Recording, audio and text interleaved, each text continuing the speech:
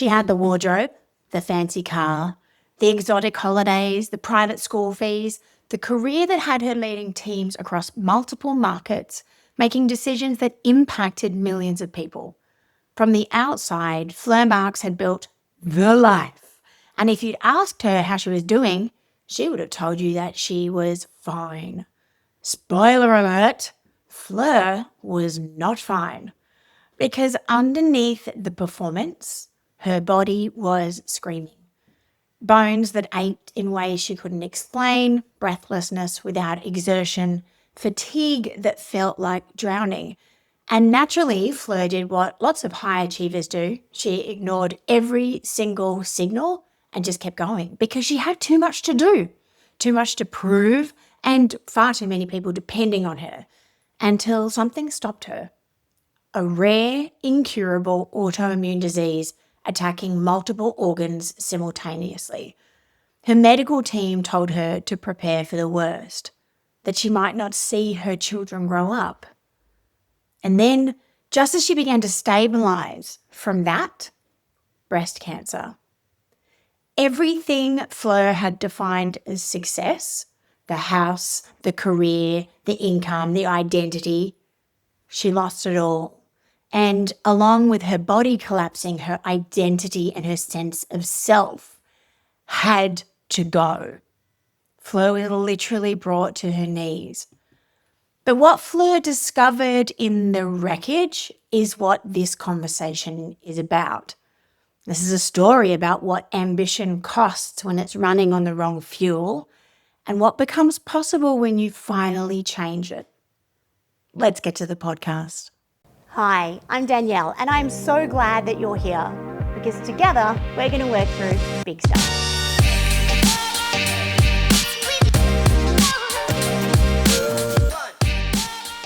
Hey Fleur, welcome to Big Stuff. Hello. I'm Great delighted to have you here, looking so shiny and fabulous. As I just pointed out, you look disco like the cover of your book. I don't know if that was intentional, but oh my God. So good. So good. How are you feeling? Right now, I'm feeling Yeah. a little fatigued. I think like everyone at the moment, it's first quarter in, we're all carrying a bit. And, but no, I'm feeling optimistic, yet also a little tired. Yeah. I bet you just explained that you've just finished a round of radiation. And I don't know much about radiation, except that it is less invasive than chemo, but also like you're pretty much like zapping your entire system, right?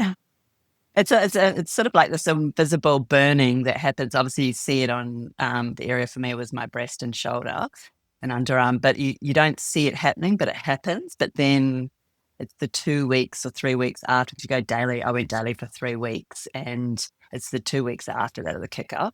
And yeah, it's sort of there's change happening within my body. I just can't see it. So it's like brain fog, fatigue, similar but different to chemo fatigue. I had both, so no both stories. But it's more of a sort of lethargy and fogginess that you can't escape. It's just with you. Yeah. Are you trying to push through or do you listen to your body these days? I think I listen more. Am I perfect? No. Do I feel the pressure of my book launch right now? Absolutely. Am I moderating my behavior? Yes. Am I asking for help? Yes. Am I tuning in each morning to go, okay, how can I be most effective within my limits right now? Is a question I ask myself every day to really check in, because if I just let my mind run with my to-do list, I'd be in a lot of trouble if I didn't sort of take breaks or say, okay, I've got about this much in my tank. I can just do a couple of things today. I'm going to finish early, or just really moderating and running with my energy is definitely how I can keep going, but also focusing on what matters at the moment is really important. Letting the rest of the noise and all the things that I could be doing, just letting it go and not feeling the pressure of that is the inner dance that happens within. and just it being a really good system. So I'm very organized at the moment, and I've asked for help as well. So I've got support around me. I've set up a sequin squad to help, cheerlead the book a bit, but also my loved ones around me are helping with, dinners, making sure, keeping a watch on me that I don't go and overdo it. So I've kind of got a system around me at the moment. So I feel very supported and focused and realistic about what I can and can't do.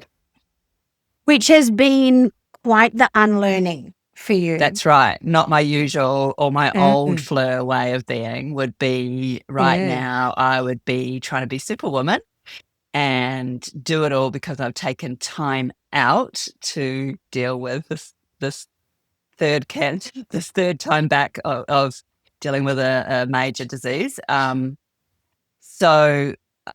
think for me it's been noticeable the difference of how I've set myself up for success and how I've managed to unlearn some of the hardwired behaviors that got me where I am right now.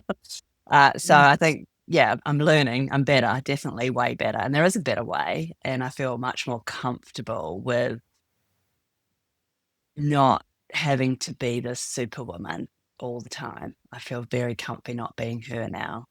Yeah, because she's highly overrated. Hey, Oof. I agree. I've had some significant unlearning of my own there, and the unlearning is not comfy either, because there is something about that busyness and that sense of achievement and that sense of proactivity and action that makes you feel like it validates you, it makes you feel worthy. Yeah.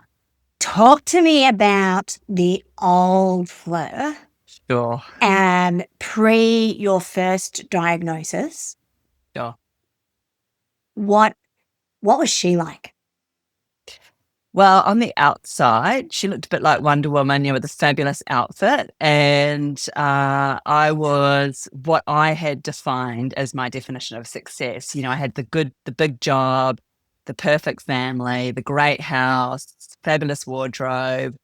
I was needed. I was valued in all the rooms that I walked into to solve problems, big brand ones. I was always on the go. I used busy as my badge. If I didn't have 8 meetings jammed into my everyday, I felt like lost as to what I was going to do. I loved, crises. I loved if there was a problem and someone asked me for help, I was in there, boots and all, trying to fix it all, solve it all, be it all, and trying to be, the best mum, the best partner, the best friend, the best daughter, the best everything, the best achiever, or the best, high performing woman you would ever meet, and making it all look really effortless. Yet underneath, I was exhausted and paddling like crazy to get it all done, and just never giving myself a minute to rest or be, or if I wasn't chasing something or doing something and I really tied my identity to what I delivered or my outcome stuff, or how I was seen, even from, having the perfect lunchbox, ingredients to, the house looking great to, Wow. and there was a part of me that in the quiet moment, probably more the 3 a.m., middle of the night when things were a little quiet and my little to-do list whirred up in my brain, I woke up, that I was thinking, how long or how am I going to keep this up? Like, what am I doing wrong? Why does everyone else seem to have it all together and I'm struggling? Benchmarking myself, thinking that I was the failure because everyone else seemed to do all this stuff without looking or feeling like I was feeling on the inside. And so there's this little yearning within me just to have a little bit of time to take care of me, or just a little bit of space to think, or do something that I really, wanted, that I wasn't sort of a slave to my life. I was just reacting, and just that yearning. And I'd go away on holiday, really having worked so hard, done the usual month, worth of work for a week off, and, going on holiday, and my body would just collapse. I'd be sick. And, by the time the holiday ended, I'd just be feeling human again. And then I'd get back on that treadmill and off I'd go. So I sort of knew there was something wrong, but I didn't know how to get out of it. And I thought it was me having to figure out what I'm doing, that I haven't unlocked this secret thing that everyone else seems to be doing better. And so that was the old me. And, my benchmark, my standards were beyond a normal, unrelenting, extraordinarily high. It was never Where did those enough. standards come from? How did this happen? Well, I think the psychological term is that it's a schema. I didn't know about it till later, many years of therapy. But for me, I think it was around my childhood upbringing. That to be a good girl. Even as young as with my Mrs. Crabtree, who was my teacher, who you got an excellent gold star, excellent report once a week, and it was everything to me to make sure I was the chosen one to get the best school report each week and get that star. How old were you with Mrs. Crabtree? I was about 11. Hmm. And in fact, my parents had to speak to Mrs. Crabtree because I was so worried about how many hours a night I was doing homework, because I had to make it so good that she would give me the gold star. And I had another girl in the class who was like vying against me. We were competing for the star, right? Like at 11. And, if I got that star over her each week, I was gold. And so I think but I always have had this sort of standard within my family as well, that I just wanted to be the best. My mum always taught me that, girls can have anything, do everything. And that, she created the pathway for my generation to have a career, which wasn't necessarily an option for her. And so I felt this expectation on me that I needed to achieve at a certain level, or it wasn't really good enough. Or not that she ever said it wasn't. It was just my own sense of self as to I did it all to me. It was totally my own doing. But I loved the validation. I loved being praised. I loved being seen as a good girl or being the best, or that was always something that was a hunger and curiosity sort of driver within me. And the more I achieved, the more that standard just kept getting higher and higher and higher. And I thought that was what you did. I didn't know that you could actually have, that everything didn't have to be at the standard, that you could actually 80% good enough's good. Yeah, good enough is good enough. Yeah, like I didn't know that was not not even in my parameters of thinking that was okay. So, from a very young age, but then also when I started my career, I was so determined and ambitious that I just thought that was the deal, that was what you signed up for. To achieve the extraordinary, it had to be at the cost of you, or it wasn't really worth getting. Mm. And so I just did this inner deal, to be this level, you need to do this, and it needs to be extraordinary or it's not going to make the difference. So to deal with the devil, and the devil was you. It's all me. Right? That's I could only look at, point the mirror, the finger back at me, going, yeah, you were the driver. And I think that was, it took me, a crisis, I guess, to wake up to my own reality, and I had to take the responsibility for that. It wasn't anyone else's fault either. So, and also I think society does it too. Agreed. There's a pressure there.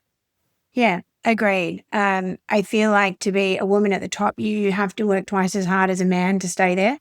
Mm. Tell us about the first signs that something was wrong. You mentioned that, you had this yearning in the middle of the night, and on holidays your body would tell you. Clearly you ignored those flags. So what were the first real signs that you were like, uh-oh, there's something going on? I think if I'm honest, really honest about it, my body was shouting and signaling to me I was in trouble, probably years before I even took note. That I just chose to ignore it, and said to myself, you'll rest at the next thing, or just get through this project, or when you've done this, then you can take care of your body. Like I think I had, I was in and out of hospital, the holiday, always sick. My energy wasn't, after a while, the energy, even after a weekend resting fully, I still wasn't bouncing back. And then I started to have headaches. I started to have shingles, stress related, I guess, symptoms. And, I chose to exercise to give me my energy. So when I went for a run, that would give me more energy, which again is a addictive behavior, but run to get energy, and then that'll sort me out. That's what I used to do, is just get fitter, as opposed to actually seeing rest as a strategy. The thought of taking a week off to be sick made me feel I was going to get so behind that I couldn't afford it. I couldn't, not in terms of financial, but in terms of time and Oh, energy, and yeah. You're couldn't going get backwards. behind. Yeah. I could be seen as failing, but the when it started to really happen was I was actually running a marathon in France, Oh my as you do God. in fancy dress. You were And running a marathon. Hang on, pardon me. Did you just say you were running a marathon in fancy dress? yes, it's the Medoc Marathon, and it's Okay. 2,000 people. It's fun. You go through 52 vineyards. It's hilarious. And And there's what were you bands, wearing? and I was just wearing like a black skeleton. It was Okay. just, running gear, As but you sort of do. as a costume. Sure. And I hadn't quite had enough time to train because I was so busy at work. And so I knew I wasn't quite ready for the marathon. But I show up and I get it done. That's sort of the way I operate, as I'm a finisher. And so at about sort of 32K mark, after having stopped at a few vineyards to have a little bit of vino as well, which I'd said to myself I wouldn't, but I did. I got to that point and I started to have this cough, and I thought I was coughing wine, but it was actually blood. And so I finished the marathon, got my free bottle of wine, and went to the emergency tent, but couldn't breathe that well. I just had coughing, but I just thought it was just because I'd had a bit of wine, and I'd pushed myself, and world's worst blisters. And then I took a few days to rest, ended up at Galerie Lafayette in the shoe department, and I had these world's worst blisters, but I still wanted to buy a pair of shoes from Paris, was my goal, as we do. And I couldn't find anything I wanted to buy. And I went, oh, there's something really wrong. I had this niggling cough that lasted. Well, I went back to my role, had to catch up because it was the lead up to Christmas, didn't have time to get this cough checked out. I was like just too busy for it. And the CEO at the time, his assistant, his EA, said, look, I think we should get that cough looked at sort of kind of constantly around the office. Like, you're always coughing now, like you can't get through a sentence. I had blood taste, but I was just like, I'm just get to Christmas, you'll be fine. And of course, she forced me to go up there after work, after I'd finished everything I had to do. I went up there and my lungs lit up like a Christmas tree, and I was in a lot of trouble. In fact, my lymph nodes were so inflamed, they were blocking my airway passages. So I had to have a large number of lymph nodes taken out through here, through my open chest surgery, and get them out, and to formally diagnose whether I had lymphoma, sarcoidosis, or the tuberculosis was the other thought. And so that was how, and I had the world's worst case of shingles I'd seen in a long time because I'd been bandaging myself.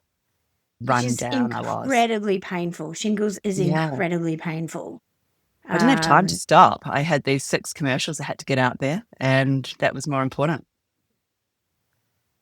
So you're at the hospital, despite your 6 commercials, you're at the Yes. hospital, your lungs have lit up like a Christmas tree, and they've had a look at your shingles and said, holy crap, lady, your nervous system is forked. Yeah. Then what happened? Did they admit you? Oh, I had the open chest. Well, no, actually, I went Oh. home and they said I had to come back. Then I ignored it for a little bit longer, and then I ended up going to a second doctor who put me straight into hospital. And I had open chest surgery to formally diagnose after that. And that was, and of course, again, I didn't have time to be in hospital. So I checked myself out early.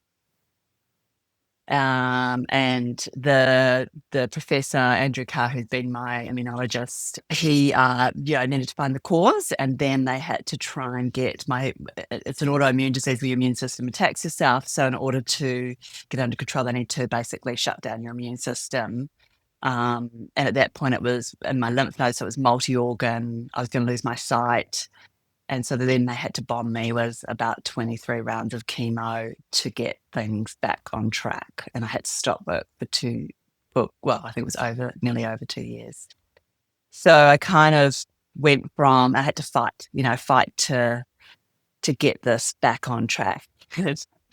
So I went from my big job where everyone needed me to really no health. And if I didn't get my health back on track, there was no way I could show back up at work or continue. Were you thinking, I need to get my health back on track so that I can live or be there for my family or do another marathon or whatever, I think more because I was the main provider in my family, that I felt the pressure to get back to work as soon as possible so I could provide for my family.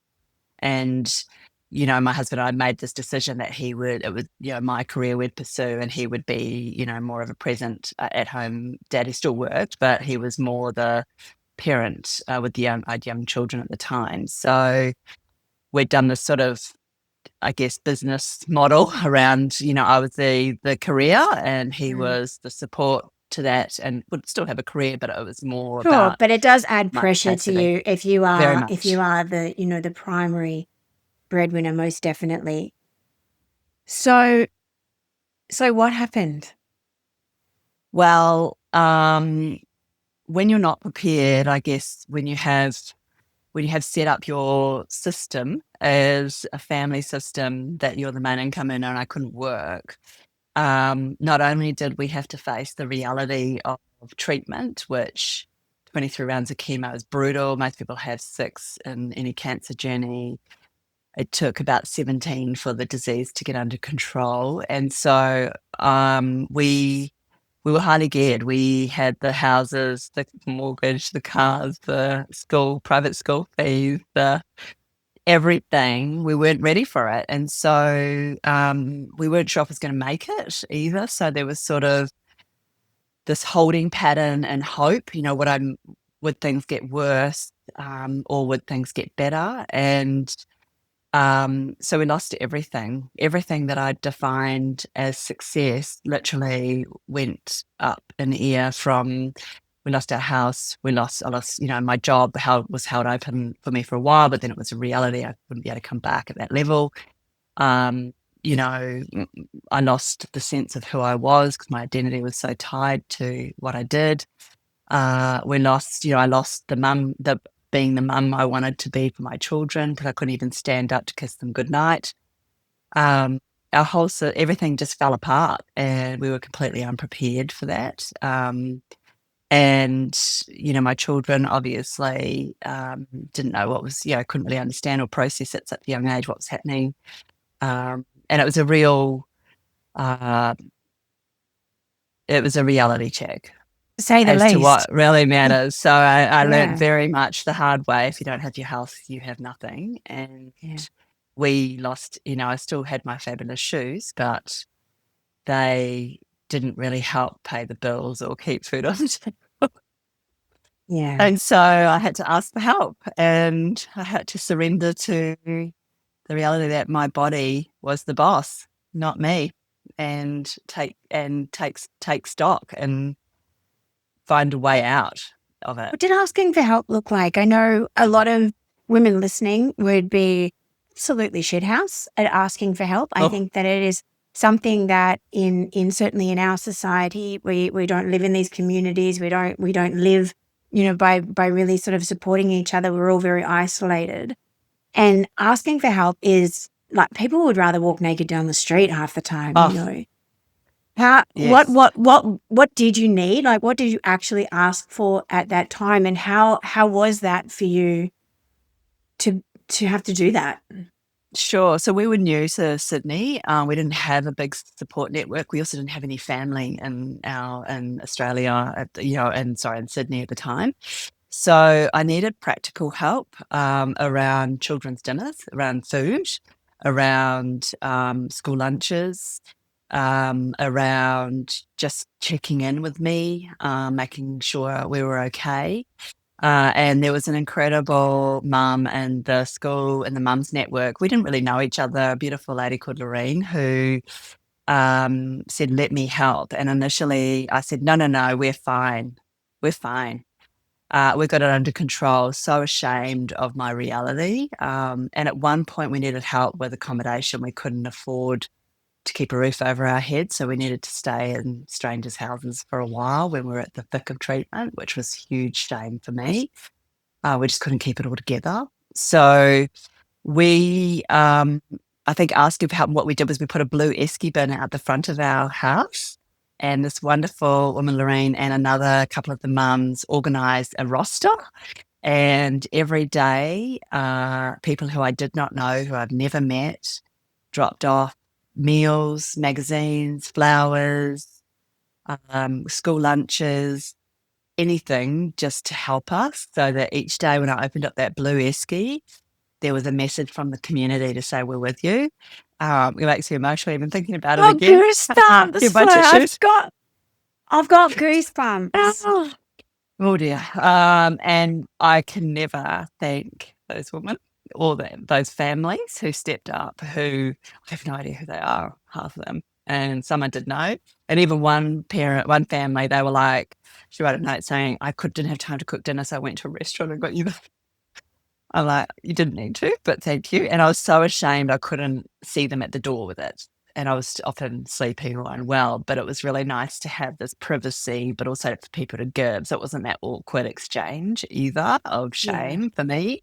So that really worked. And I think what that meant for me as a human being was that I didn't feel as alone, as I really felt connected to the world and other humans who saw our plight, and they didn't ask for anything back in return. And I just thought, wow, that just kept me going. That humanity can be so generous, and gave me hope and faith in humankind. Really, that as we struggled away, and navigated the unthinkable, and especially with young children, it just kept us going in the darkest of dark times. You mentioned a couple of times the shame, and Yeah. that's fascinating to me because, I mean, as you said, your body was the boss. This was completely out of your control. And even so, there is a feeling of failure, a feeling of shame. Yes, absolutely. I thought I had done this to myself. And lots of people told me that, by the way. Lots of people had a point of view, particularly on autoimmune, which many women suffer from, by the way. I can't remember the stat, but it's something It is like mostly 7 out of 10 women with women. autoimmune, yeah. And Yeah. it's often And triggered. It's often triggered by large amounts of stress. Yeah. Yes. So I knew the stress had How helpful was it when people told you that you brought that on yourself, Fleur? Let's have a green juice. You'll get your way out of this through a green juice. Yeah, no, it's a bit bigger than that. Yeah. So I think I had to take responsibility for my behavior. So there was that part, but I had to do it. Initially, it was shame and denial was sort of my starting point. That how could I have let myself get to this point? And because again, I had these high standards on myself that I must have known better. But at the time, I was so caught in this cycle and so wanting to prove and please and deliver. And I don't think I really consciously did this to myself. I don't think anybody would consciously put themselves. And I couldn't, blame anyone either. Was it like something like, horrible car accident or something? It was within, I realized that I had to take responsibility, but do it in a way that wasn't shame and guilt and failure language. It took me or denial. I think at first I was very much in denial. I thought I could achieve my way out of this and become the most high-performing sick person you'd ever met as well. But I could Wow. do that. I sort of set my Yeah. bar that I was going to show everyone how to do sick and perform. Um, and so there's a massive amount of, I guess, what sits above shame is denial, right? So I didn't want to believe I was trapped in a body with an incurable disease that could take me out.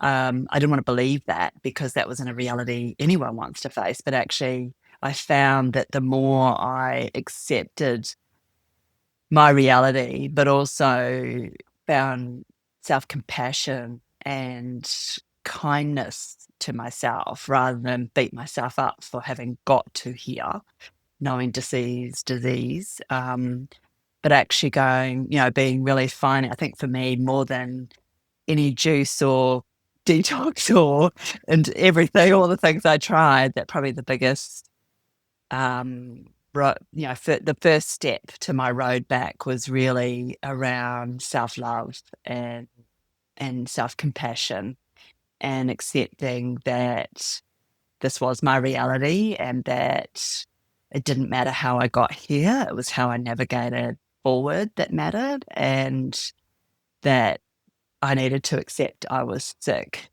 and that and because I wanted to be here, and see my children grow up, which wasn't a certain thing. And before that, I probably thought I was pretty invincible. Accepting your invincibility or not being able to, I may not be able to get out of this, took a bit of humbling, sit down, get real. So what? It is what it is. How are you going to enjoy each day and not worry so much about what the head or trying to, be something, just get through the day. And so I just kind of found this, for me, Christian Neff's work around self-compassion, the loving kindness I needed to show to myself first before I could even think about finding a way out of this, was because I think if you tell an overachiever to go and rest, it's sort of like, it's not a good word, rest or sleep or just Actually take care of yourself. painful. It's painful. Like, yeah, Yeah. of course I'd take care of myself if I could. Can't you see the load on me? I've got to deliver all this, I've got to take care of this. And so I don't think that would have been, I think it was more the mindset shifts that allowed me to figure figure out what I needed to do to stay alive for as long as possible, but also to show up as I had to keep going and keep working and keep Mm. providing, but also keep being a mum. You don't just stop or, all the things. Nothing And my stops. ambition didn't go away. Like I was still an Mm. ambitious human person. So it was just that, okay, how do we do this? How do we reset from here? Knowing that here is a reality rather than something I could work my way out of it. Mm. You mentioned Dr. Kristen Neff's work a moment ago, and that sort of Mm, was heading towards a question I was going to ask you. Like, how did you do the self-love and the self-compassion piece? Because it is something that we need to learn. If it is mm, not something that is automatically ingrained in us, and I don't think that I've ever worked in my coaching business, I've never worked with a woman who has it naturally. mm, If we don't have it naturally, how do we grow the muscle? mm, So you knew that you needed to do it. You knew that you needed to start from self-love, and you knew that you needed to start with self-compassion. mm. How do we do that? How did you do Oh, it, Fleur?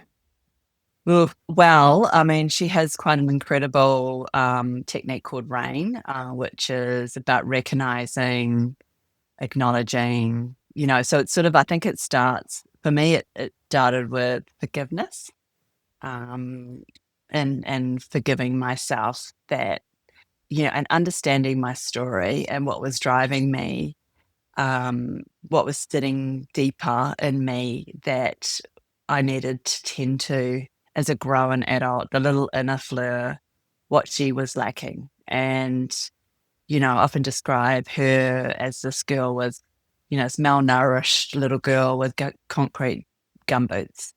And, I needed to meet her and I needed to tend to her as I would my own children.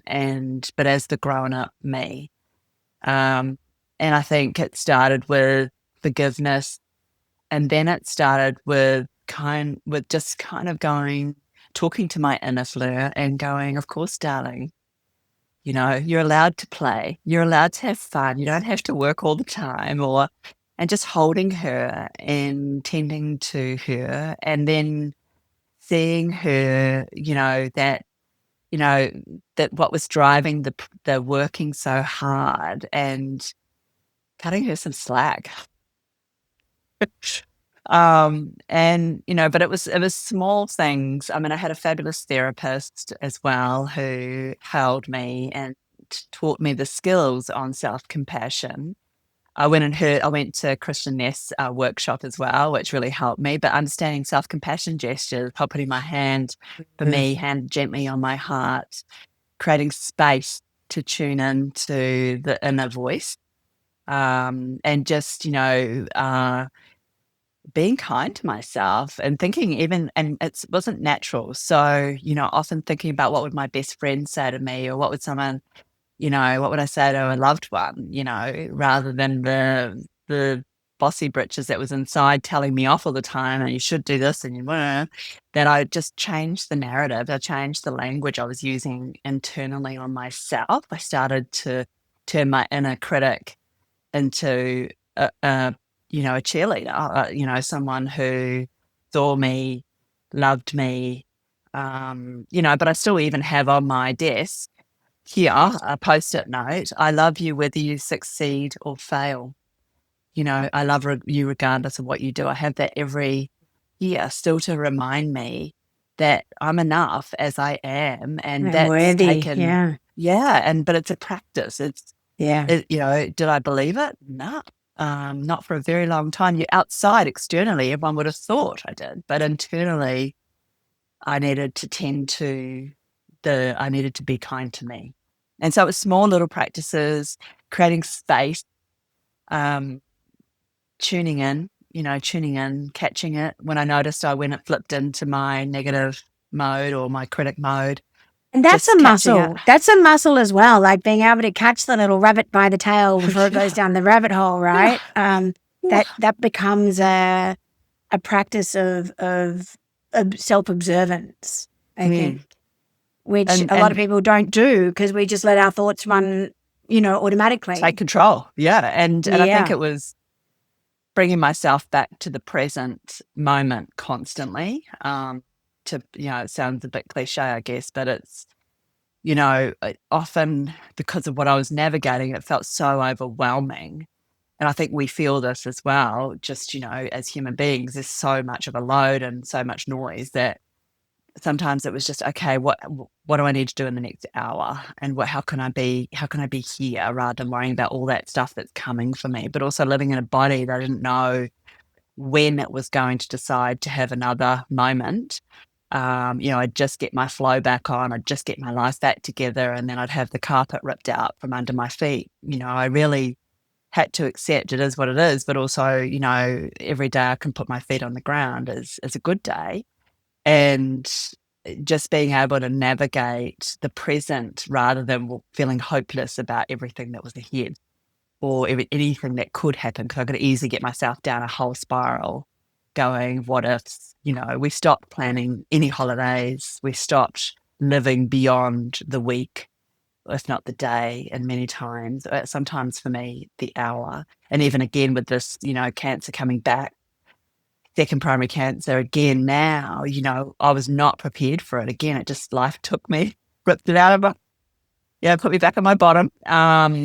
And so again, it was just, okay, let's just chunk it down. What really matters right now? How do I navigate today? What's important? And getting really clear as to what mattered most to me. And letting, they say don't sweat the small stuff or whatever. I think when you find your invincibility, your life, your impermanence is a reality, I think you do let go of trying to be something you're not, but owning who you are, because it takes too much energy. It should be anything but when you're sick. And so you just kind of lean into, this is me, magnificent work in progress. Here I am. I'm just going to do me. I'm not going to take it too seriously because life is short. And so I think it was just bringing it all back to basics, but anchored in love, self-compassion, and self-forgiveness. Yeah.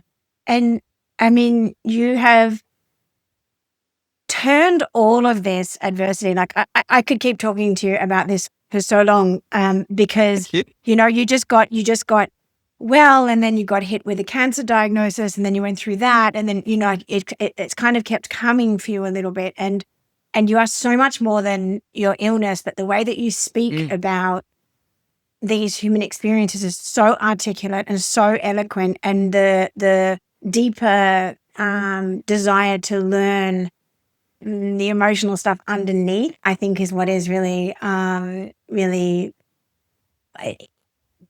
making me like really just want to dive in and like hug you really hard, because you're doing such great big stuff. Like, you're doing the really big human work, and that's ultimately what we're here for. Like, what life, it gives us all of these, like, curly thing constantly, and it's how we show up and what we choose to do with them. So the fact that you have not just continued to learn and understand about yourself is really inspiring and heartwarming, but you've actually used it to help other people. Thank And you. yeah, I want to talk about that, about your work, about how you're using it, about your amazing book, The Overachiever's Reset. But let's talk about fine. Let's talk about I'm fine, because I've done that quite a bit lately, because I'm not fine. It's just an easy answer, right? And normally it's Yeah. a red flag. As a coach, it's a red flag if someone says they're fine to you. Totally. Especially if they've been through something big. Like, I'm fine, and I am fine. And I have lots of stuff going on a surface level with, a busy family, with my kids and with my husband, that. And then on a much deeper level with myself and this big transformation that I'm going through from this, like, this huge life event that I've had. Talk to me about fine and what you think of it. Can I use my definition of the acronym? Oh, you must. I can't remember who said this to me, but I put it in the book. But, when someone says to me, I'm fine, and I noticed I used it when I was the least fine, fine stands for fucked up, insecure, neurotic, and emotionally unstable. So when anyone says to me they're fine, I go, red alert, you are not okay. What's really going on here? Because it's just a platitude. It's a escape from, I don't really, and again, obviously we have to respect for humans, they want to keep that private sometime. But often for me, I use that as a coping word to try and get through. And in fact, I needed to tend with what was going on. And one of the things I've learned in this journey, and when you were playing back how you're experiencing my story, I think it has been the greatest gift in my life to be, still here. I wasn't guaranteed that. And some people, what I've experienced is a lot of people who are less sick than me, either get sick and die, or they get sick and get better. Whereas I've been in this holding room. It's like a waiting room. And how long has it been from your first diagnosis through cancer to now? Yeah, right. Okay. 15 years. I've been stuck. Well, not stuck, I shouldn't say. I've been in my beautiful, strong, incredibly amazing body who's held me here.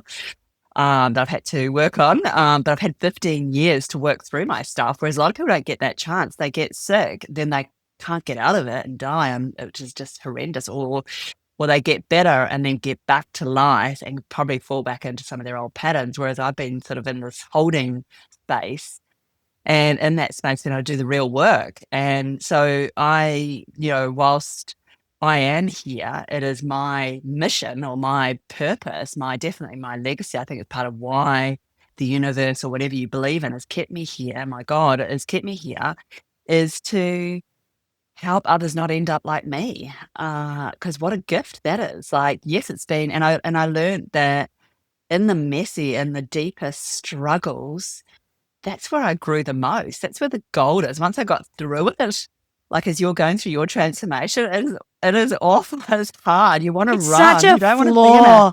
It's such a flaw in the design of humans that we learn through the like trickiest, hardest, most soul It darkest night is. of the soul moments. They are absolutely necessary. I For us saw to Liz grow. Gilbert. I know. I saw Liz Gilbert at City Town Hall, and she said, Oh, wouldn't it amazing. be great if you could like go for a day at the beach and you come home and you've had a beautiful day with your friends and you're like, oh, I learned so much. I grew so much as a human today after this lovely day at the beach with my friends. And she's like, no, you No, don't. You learn the when you are worst. in the mud, like when you are, Yes. When you want to give absolutely up. humbled. Yeah, when you're absolutely humbled and your face is crushed in the mud. And it sucks, but Yeah. we continue to do it.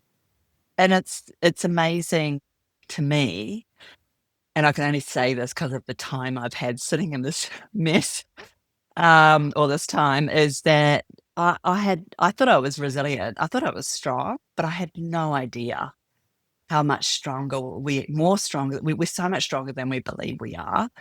And I also didn't realize that by doing the work, the real work, the inner work, the work that matters, that it's made me a better person, but it's also made me happier. So when Yeah. you get through it, the gifts or the gold at the end of that tunnel when it's so crap, and like I had so many, I think I've lost hope once where I just wanted to go. Um, but I'm so glad I didn't give up. And I do Was believe that time because of how long it had gone on for and you were tired, or because of pain, or because of that one time that you lost hope? mm, What do you think was the depletion that got you oh, there I that think time? I think it was the relentlessness of treatment Yeah. and Yeah. and my soul when I got the breast cancer after having all the autoimmune. I spent years in bed, 118 infusions, 23 rounds of chemo. It was constant. It was every 3 weeks for years. They literally And kill your entire immune system and take out all of your blood and they rebuild you absolutely. again, right? And I had Yeah. so many skin rashes. Like I was in a skin clinic. I'd put on 30 kilos from steroids, constant steroids. I was out of my own body. Wasn't recognizing who I was.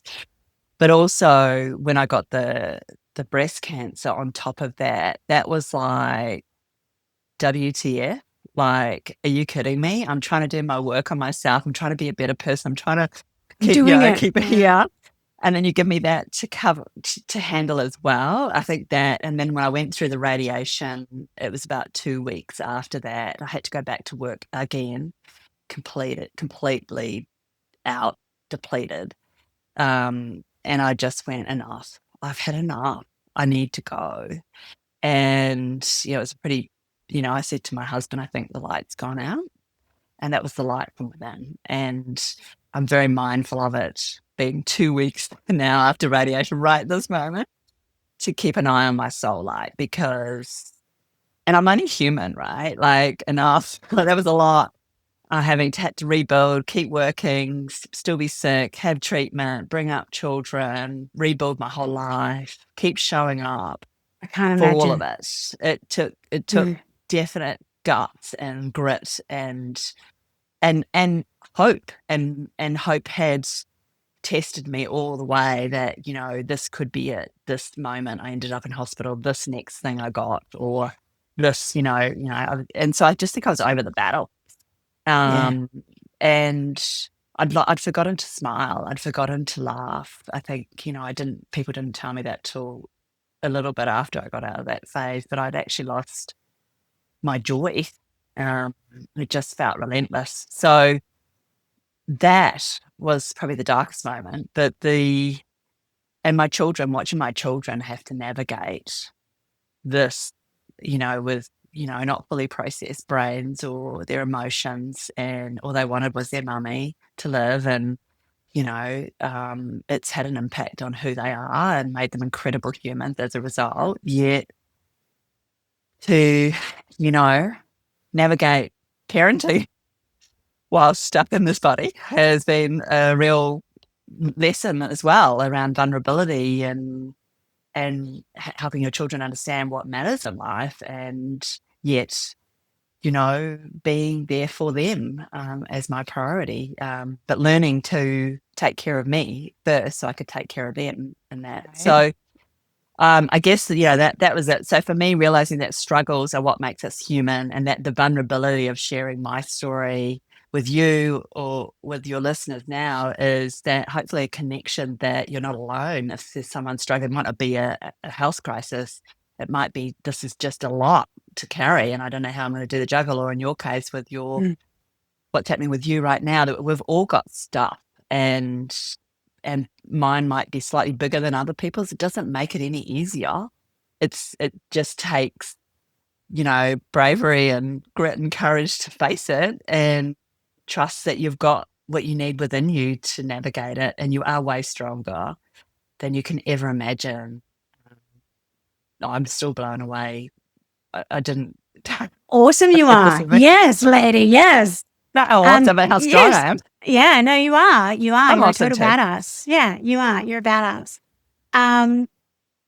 You mentioned a moment ago that you said something about your God, the universe. I wonder, did you have a sense of faith or spirituality prior to all of this when you were in your hustle phase? And has this last 15 years made you sort of rethink the bigger picture outside of yourself or outside of, this life or that sort of stuff? Yeah, I mean, I went to a Catholic school. I chose to go to Catholic school. My parents weren't hugely religious, but I was. I believed in Mother Mary very much, and she was my guiding, I guess, spirit in lots of ways. My younger years, but when I was in my overachieving mode, I still had my faith, but I wasn't, hooked. I probably wasn't as consistent with it.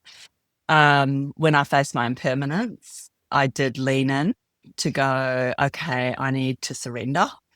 And I believe in all gods and all, like, I believe in the universe, I believe in Buddhism, I believe in all of it. So, and I really feel when I had that breakdown moment of, okay, I don't think I could do this anymore. If you want me here, there definitely was a wake up moment for me there when I realized that I have a responsibility in the world that I am a part of to help others not end up like me, to help as many humans as I can realize that self-sacrifice is not the only way to achieve what you want in your life.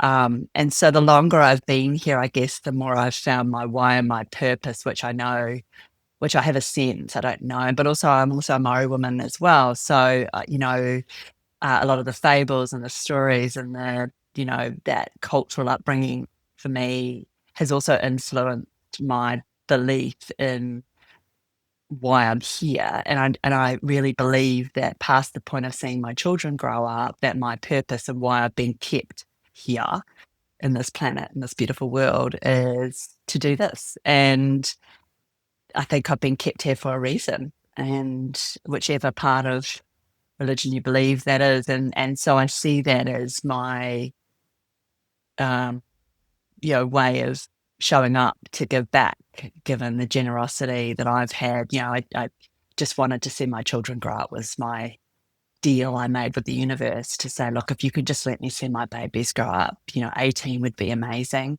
Even 13, 14 would be great, but 18, so that they're adults, would be perfect. And they're now 21 and 25. I hope that you've renegotiated that. And you're like, hey, I 40 now I would want be to see the cool. babies. Yeah. And just let me see those babies. Let me smell them. And so we did. We had we had those really tough conversations that I may not get to see their future path. The hardest conversations I've had. and put hope albums and all that stuff together. But like now I'm seeing them as grown adults. It's just bonus time, right? So I don't take my, I'm not any better physically. My disease is stable, under control currently, apart from this cancer that's keep nudging me. A little bit of cancer. Just a little bit of cancer on the side. A little bit of cancer. Otherwise, health is stable. Keep me honest. Yes. But I just feel really clear that every day I can put my feet on the ground, and and that's why the book was so important to me. Was I needed, and as I wrote the book, I had heart problems. I wasn't sure. I literally was writing chapters and thinking, I need to get this finished just in case. Just in case. And so I feel really a sense of relief that there's something, because I want everyone's, my long road, my 15 years and beyond, I want it to be other people's shortcut, because it's taken me all this time to figure it out. And there are some core human truths in the book. You mentioned talking to your children about the possibility of not being around. And this is a conversation that I had with my mum from 13. My mum had MS. She was diagnosed with MS at 13. When I was 13, she just died 6 months ago at 74 by voluntary assisted death. You've been navigating that. Yeah. And we'd been talking about voluntary assisted death since I was 18. And, and so now doing it now, it wasn't a new concept. But having these conversations about mortality is something that a lot of people don't have. Therefore, there is like this sense of like eternity, which none of us have. And I think as tough as those conversations are, and they were forced because you've been unwell, they're actually really profoundly helpful and meaningful as a family. Because nothing is guaranteed. None of us have guaranteed time. But we all just think that we are invincible and that we do just have like endless time. And the fact is none of us really do. And having those big, difficult conversations around, this is what I would love to see for your life, and this is what I would love to see for our lives and our journeys. And this is what I want you to know now in case we can't have that, Yeah. Beautiful, beautiful stuff. It's interesting because, not to layer it on, but my sister died of COVID 3 years ago suddenly, right? So here's me in this, may not, impermanent, not sure how if she's gonna survive. And then my sister died within 3 days. And so as a family, we had to navigate, an unplanned experience of death. And it was interesting observing my children in that, because obviously it brought up their mum stuff as well. But also, I think, death can teach people how important life is, right? And without that shade, you can take things for granted. And so my hope or wish for them is that I think they treasure, what matters. I think they're very clear on it as quite young adults. Is it easy? Absolutely not. Is living as a young adult easy? No way. But it was, and I'd imagine in your journey, having navigated that with your mums, that, you get this, I noticed that with both my children, they have this sense of maturity that there are other friends who haven't had to experience such things yet in their life. There's like this deepness appreciation, but it's hard to connect with other people who haven't been through similar stuff.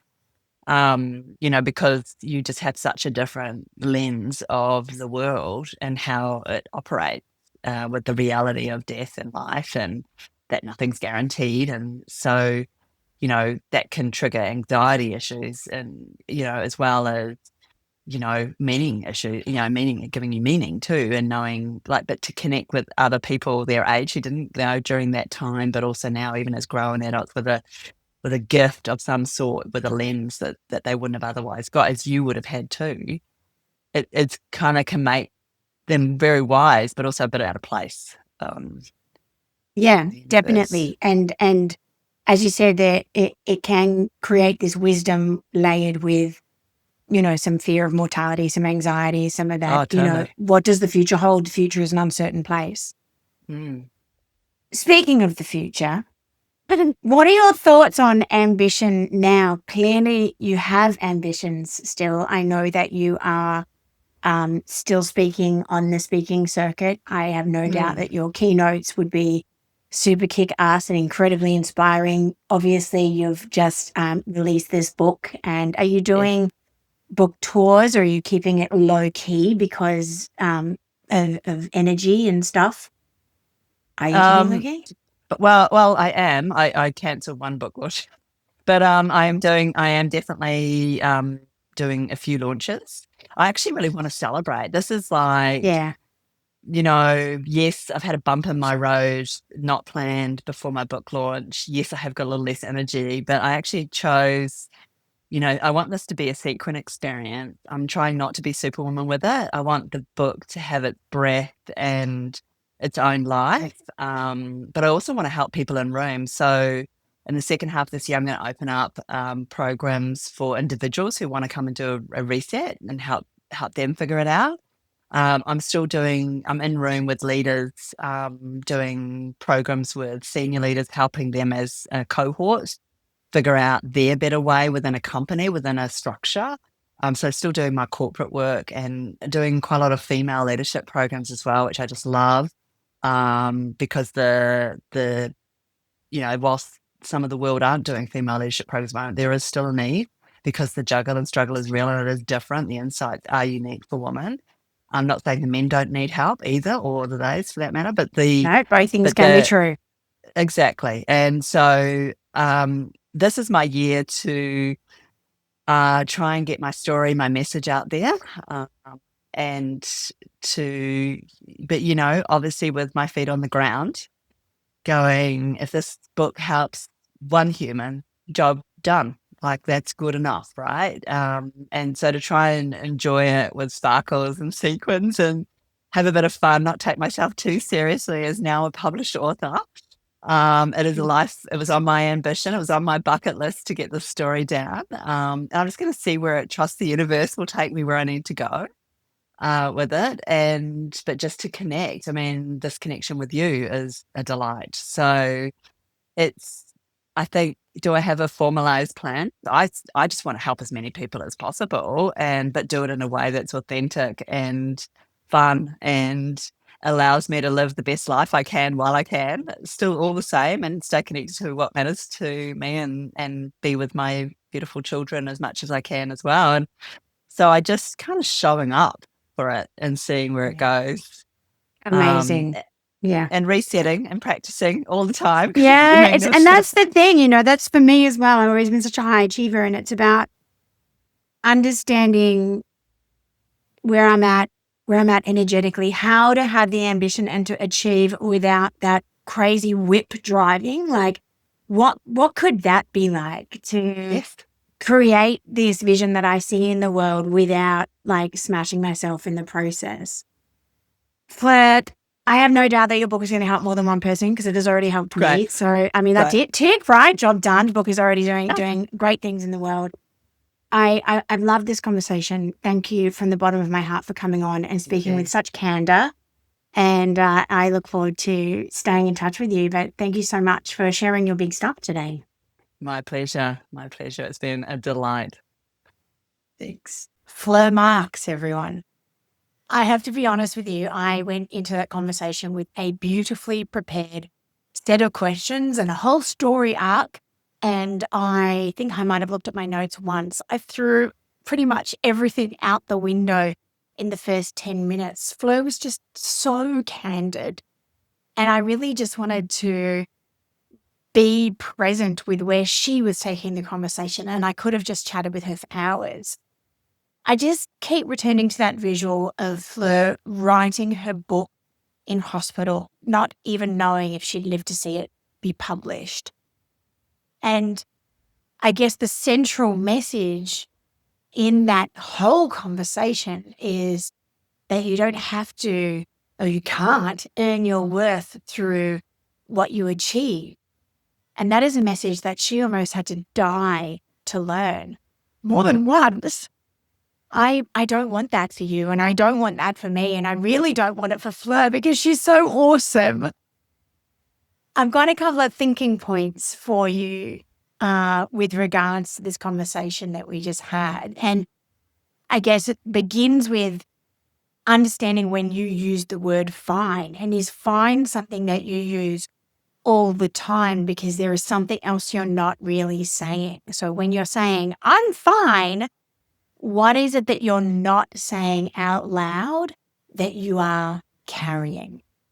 Fleur also made a distinction that I think is worth sitting with, and that is the difference between ambition that builds you and then ambition that is driven by fear, that without it, you're not doing enough, that you aren't enough. I invite you to consider yourself and your ambition and which one has been running the bus for you? Which one is driving the bus? So Fleur's book is out now. It's called The Overachiever's Reset, and I have linked everything to it in the notes. Go and get it. It is a really great book with lots of practical tools to help you to think about where your ambition and your drive are coming from and how to maybe tweak it so that it remains healthy and sustainable for you.